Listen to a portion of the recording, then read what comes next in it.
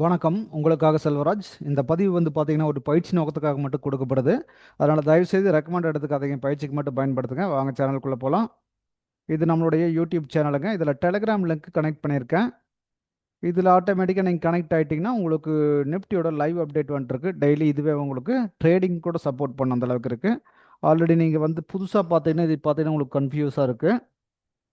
அதனால பார்த்தீங்கன்னா, முதல்ல இந்த பிகினர்ஸ் கைட் புதியவர்களுக்காகன்னு கொடுத்துருக்கோம் பார்த்தீங்களா? இந்த கைடு ஃபர்ஸ்ட் பாருங்க. இதை பார்த்தீங்கன்னாவே உங்களுக்கு ஒரு ஐடியா கிடைக்கும். ஒவ்வொரு வீடியோவா ஸ்கிப் பண்ணாம பாருங்க. ஸ்கிப் பண்ணாம பாருங்க. இந்த நம்மளுடைய கோர் கான்செப்ட் இதில குடுத்துருப்போம். இதுவே ஓரளவுக்கு நீங்க மேஜரா கத்துக்க முடியும். அதுக்கு பின்னாடி பார்க்கலாம். அதுக்கு பின்னாடி இந்த அப்டேட்டட்ஸ் வீடியோஸ் ஒவ்வொண்ணா பார்க்கலாம். இத நீங்க சப்ஸ்கிரைப் பண்ணாம இருந்தா சப்ஸ்கிரைப் பண்ணிட்டு, பெல் ஐகான கிளிக் பண்ணி, ஆல் குடுத்துட்டீங்கன்னா, உங்களுக்கு வரக்கூடிய ஒவ்வொரு வீடியோவும் அப்டேட் வீடியோவும் உங்களுக்கு வந்துரும். ஆல்ரெடி ட்ரேடர்ஸா தான் தவறாமல் பார்க்க வேண்டியது பாருங்க. இதில இருக்கிற கான்செப்ட்டே அது கோர் கான்செப்ட் குடுத்துருக்கேன் இல்லைங்களா? அதை ஃபாலோ பண்ணீங்கன்னாவே உங்களுக்கு ஈஸியா புரியும். வாங்க இன்னைக்கு நிஃப்டி என்ன நடக்குதுன்னு பார்க்கலாம். ஆல்ரெடி மார்னிங் பார்த்தீங்கன்னா, ஒரு சப்போர்ட் ரெசிஸ்டன்ஸ் குடுத்துருந்தேன். என்ன பண்ணியிருக்குன்னு பார்த்தீங்கன்னா, கீழ ஒரு சப்போர்ட், இந்த சப்போர்ட்டுக்கு வேலையே இல்ல. அப்படிங்கும்போது இந்த சப்போர்ட் இது 5 மினிட்ஸ்க்காக இந்த ஒரு ரெசிஸ்டன்ஸ் குடுத்துருந்தேன். சரிங்களா? மேல இங்கேருந்து மூவ் ஆச்சு. மேல எது வரைக்கும் போகும் அப்படிங்கிறது ஒரு நம்ம கான்செப்ட் பார்க்கணும் இல்லையா? அதுக்காக இதை பார்த்தோம். இந்த 5 மினிட்ஸ்ல போய் நம்ம ட்ரேடிங் ஆப்பர்ச்சுனிட்டி எப்படி இருக்குன்னு பார்க்கலாம்.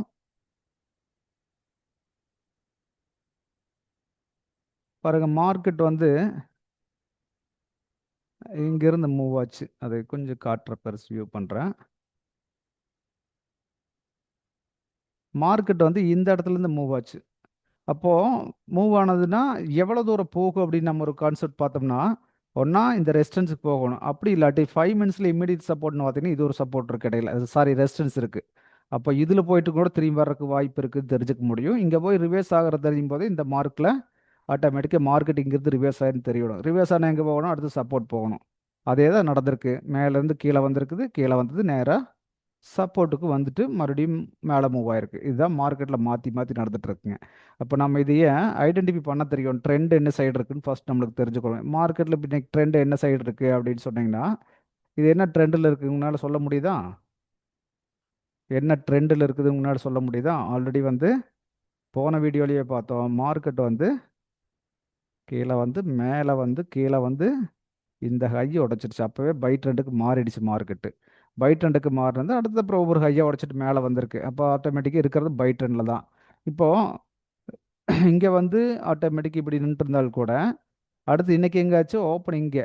அப்போ மேலே மறுபடியும் பை ட்ரெண்ட் அப்படியே கண்டினியூ பண்ணி இந்த ஹையை முடிச்சிட்டு போயாச்சு அப்படிங்கும்போது பை ட்ரெண்ட் கண்டினியூ பண்ணது அப்படின்னு தான் நம்ம அண்டர்ஸ்டாண்ட் பண்ணிக்கணும். அப்போ கீழே வந்தால் செல் ட்ரெண்டா அப்படின்னா செல் ட்ரெண்ட் கிடையாது. இன்னும் பை ட்ரெண்டில் தான் இருக்குது. இந்த இந்த இது பிரேக் பண்ணிட்டு மேலே போனோடனே பை ட்ரெண்டில் மறுபடியும் கண்டினியூ ஆகிட்டு தான் இருக்குதுன்னு அர்த்தம். மேலே போய் பாடி க்ளோஸ் வச்சிருக்குது. அடுத்தது பார்த்தீங்கன்னா அங்கேருந்து கீழே வந்திருக்குது. அப்போ கீழே இது வரைக்கும் லெவல், இது வரைக்கும் லெவல் இருக்குது. இது வரைக்கும் கூட அவன் முதல்ல இதை உடைச்சா மட்டும் தான் அவன் செல் ட்ரெண்டுக்கு போக முடியும் இல்லையா? அது வரைக்கும் பை ட்ரெண்டில் தான் அவன் ட்ராவல் ஆகிறாரு தெரிஞ்சுக்கணும். இப்போ பாருங்க இப்படியே கீழே வந்த மார்க்கெட் அகைன் என்ன பண்ணியிருக்குது, அப்படியே இங்கிருந்து மேலே போயிருக்கு. இப்படி தான் கணக்கு வச்சுக்கணும். மேலே போயிருக்கான், மறுபடியும் கீழே இப்போ இது ஒரு லோவா இருக்கு. கரெக்ட்டுங்களா? இது ஒரு லோவா இருக்கு. அப்போ எகைன் இது உடைச்சிட்டு மேலே போயிருக்கேன் பார்த்தீங்களா? எகைன் கொஞ்சம் கீழே வந்தாலும் மறுபடியும் அந்த கன்டினியூட்டி பை ட்ரெண்ட் கன்டினியூட்டி அப்படியே கன்டினியூ பண்ணுறான் அவன். புரிஞ்சுங்களா? அப்போ இதுதான் மார்க்கெட்டில் இதை தான் நம்ம பார்க்கணும். என்ன நடக்குது அப்படிங்கிறது தெரியணும்.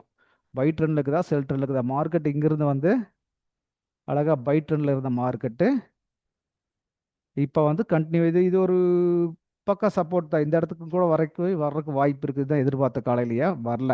அவன் என்ன பண்ணிட்டான், இடையிலேயே இங்கேயே மறுபடியும் அகைன் திரும்பி போறதுக்கு போக ஆரம்பிச்சிட்டான்.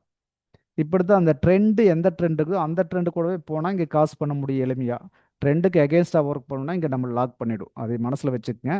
அப்போ ட்ரெண்ட் என்ன ட்ரெண்ட் இருக்குதோ அது கூட மட்டுமே ட்ராவல் பண்ணி பழகுங்க.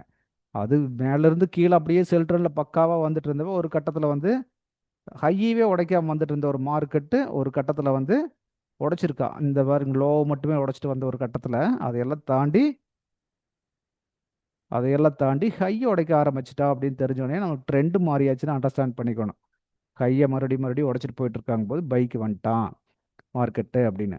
அப்போது மேலே வந்த பின்னாடி ஆட்டோமேட்டிக்காக பை ட்ரெண்டுக்கு உண்டான மூமெண்ட் மட்டும் நம்ம பண்ணணும். அப்போ தான் இதில் காசு பண்ண முடியும். அதுக்கு ஆப்போசிட் எந்த வேலை பண்ணாலும் இது லாக் பண்ணிடாதே, மனசில் வச்சுக்கோங்க.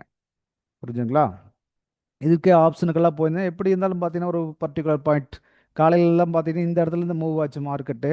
இங்கே ஓப்பன் ஆனாலும் இவ்வளோ தூரம் அப்படியே கீழே வந்து போட்டு அப்படியே மேலே மூவ் ஆகிட்டு இருந்தா புரிஞ்சுங்களா. இது நம்ம 5 மினிட்ஸில் பார்க்குறோம். 1 மினிட்ல வந்து பார்த்தா எப்படியா இருக்கும், அப்படியே மேலே மூவ் ஆயிருக்கும். இந்த மாதிரி தான் மூவ்மெண்ட் கொடுக்கும். அப்போ அந்த மூவ்மெண்ட்டை நம்ம அண்டர்ஸ்டாண்ட் பண்ணிக்கணும். புரிஞ்சதுனா தான் நம்ம இதில் ட்ரேட் பண்ண முடியும். பண்ணியிருந்தா இப்போ எங்கே போய் திரும்புங்கிறத கூட ஐடியா நம்ம வச்சுக்க முடியும். இங்கே போய் ஏனோ ஜர்க் ஆகுற மாதிரி தெரிஞ்சாவே நம்ம அண்டர்ஸ்டாண்ட் பண்ணிக்கலாம் இங்கே ஏதோ வேற தடுப்பு இருக்குது அப்படின்னு சொல்லி.